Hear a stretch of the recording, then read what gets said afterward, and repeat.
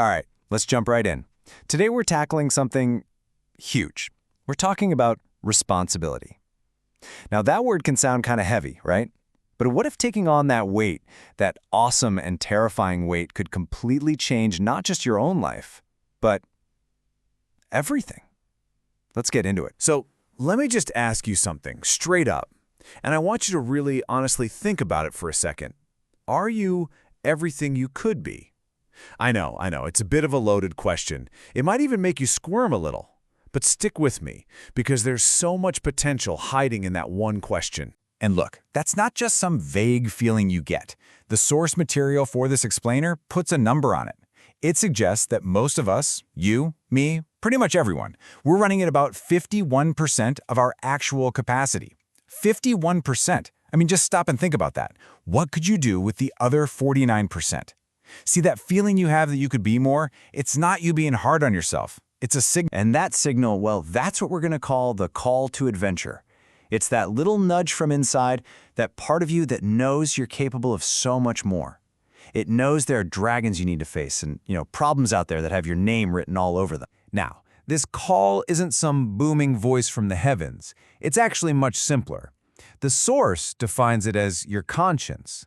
You know exactly what I'm talking about. It's that voice in your head right before you're about to do something you know is kind of stupid, and it just whispers, "Hey, don't do it." That's the call. This whole idea, this whole journey, is laid out perfectly in the ancient story of Jonah. And Jonah, he's basically presented as an everyman. He's just a guy, like you or me. No crazy backstory, no superpowers. He's just a normal person who suddenly gets handed this massive, world-changing duty. It's just dropped right in his lap. So, what's his first move when he gets this profound, life-defining call to action? He bolts. He runs away. And that kicks off the second part of our story, something we can all relate to, the flight from responsibility. So the story goes, God tells Jonah, hey, go to this big, scary city, Nineveh, and tell them some hard truths. And Jonah's response? He literally goes to the docks and finds a boat going to the farthest possible place in the opposite direction. He's not just running, he's trying to get as far from his destiny as he can. And then, get this, he goes down into the ship and falls asleep. I mean, what a perfect metaphor, right? Just choosing to be unconscious instead of facing reality. Okay, so maybe you're not booking a boat to a faraway land, but we all have our own ways of falling asleep on the ship. And the source gives a really concrete, modern example. It points out that the average university student wastes somewhere between 4 and 6 hours every single day. Just think about that for a second. That's not just a little procrastination. That's basically a part-time job's worth of time. Gone. Vanished. And what's the price of that? Let's put a number on it. Even if you value that time at, say, a super low $20 an hour, that's over $50,000 a year. Poof. Gone. For a young person, that's not just a loss, it's a catastrophe. It's an opportunity that compounds and gets bigger every single year you lose it. That is the real-world cost of choosing to run away and fall asleep. And here's the kicker, the really crucial point. Running from your responsibility doesn't mean you get to avoid suffering. Sorry, but life is just full of suffering one way or another. So the choice you have isn't, do I want pain or do I want comfort? No. The real choice is, do you want the meaningful suffering that comes from taking on your burden, or do you want the bitter, pointless, soul-crushing suffering that comes from nihilism and avoidance? Because you're going to get one of them. Because that flight from a meaningful struggle, it doesn't land you on a sunny beach. Oh no, it takes you somewhere much, much darker. It leads you right where it led Jonah, straight into the belly of the beast. So, while Jonah's down there sleeping his problems away, a massive storm kicks up, a storm so bad it's about to tear the ship apart. And this is such a powerful idea. When you refuse to take on your responsibility, when you don't say the thing you know you need to say, it's not just about you. You put the whole ship at risk. And that ship, that's your family, your friends, your community, your country. So the terrified sailors figure out Jonah's the problem and they throw him overboard. And you'd think, okay, that's it, game over, worst case scenario.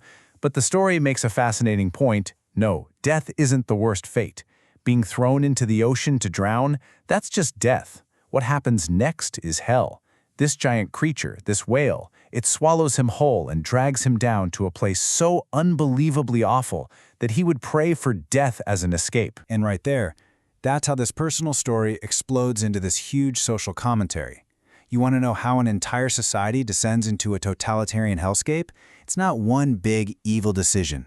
It's a million tiny ones. It's when every single person decides, you know what, I'm just going to keep my mouth shut. I'm going to live this little lie. I'm not going to say what I know is true. When enough people choose to live a sick life, the whole society gets sick. But look, the story doesn't just leave him there. It doesn't end in hell, because it's in that darkest place, right there in the belly of the beast, that everything can change. That's where transformation happens. And that brings us to the climax of this whole thing, finding light in the absolute darkest of places. There's this old idea that's at the heart of this whole narrative. It basically says, what you most want to find will be found where you least want to look. Think about that. The treasure you're looking for, the strength you desperately need, the person you want to become, it's hidden. And it's hidden in the one place you're avoiding, the place you are most afraid of. You have to willingly walk into the dragon's lair to get the gold. So, what does Jonah do down there in the dark? He finally gives up. He accepts his failure. He repents. And in that exact moment, the beast spits him out onto the shore. It's like he's been reborn. And now, because he's literally been to hell and back, when he finally goes to Nineveh to deliver his message, man, he speaks with a kind of power and authority that he never ever could have had before. Okay, so how do we, actually do this? The source lays out a pretty clear path. Step 1, stop wasting time.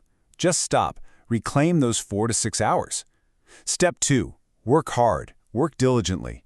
The source tells this amazing story of a guy who did just that, and his pay jumped from $21 an hour to $37 in 6 weeks. Third, face your fears on purpose. Voluntarily confront the things you avoid, because that's what makes you stronger. And fourth, and this is the big one, speak the truth. Stop telling lies, even the small ones. Say what you know needs to be said. And here's the thing. Following this path, it's not just about fixing your own life. The effects, they ripple out. They change the world in ways that are almost impossible to calculate. This is about your ripple in the world. It's so easy to feel small, right? Like you're just one person. What can you do? But that's just the wrong way to think about it. You're not one grain of sand on a beach. You're a node, a connection point in a massive network. Think about it. You'll probably know 1,000 people over your lifetime, and each of them knows 1,000 people. You do the math, you are literally one person away from 1,000,000 people, and you're just 2 people away from 1,000,000,000. So what does that mean? It means what you do and what you don't do, it matters. It matters more than you can possibly imagine. The ripples from your choices, from your courage, from you just telling the truth, they spread out and they touch everything. The source puts it beautifully. You are the wellspring of the ethical actions that replenish the dying world.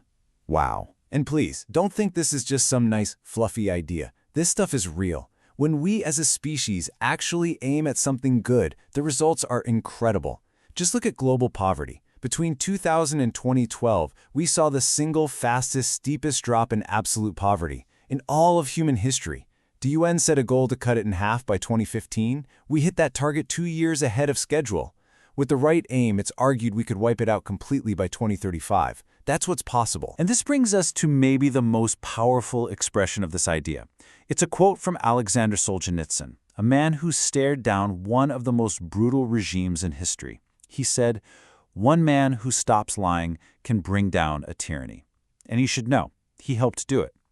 That's not a metaphor, that's not an exaggeration. That is the real, world-breaking, world-remaking power that is locked inside one person's decision to just live in truth. So we end up right back where we started, with a choice. It all comes down to this.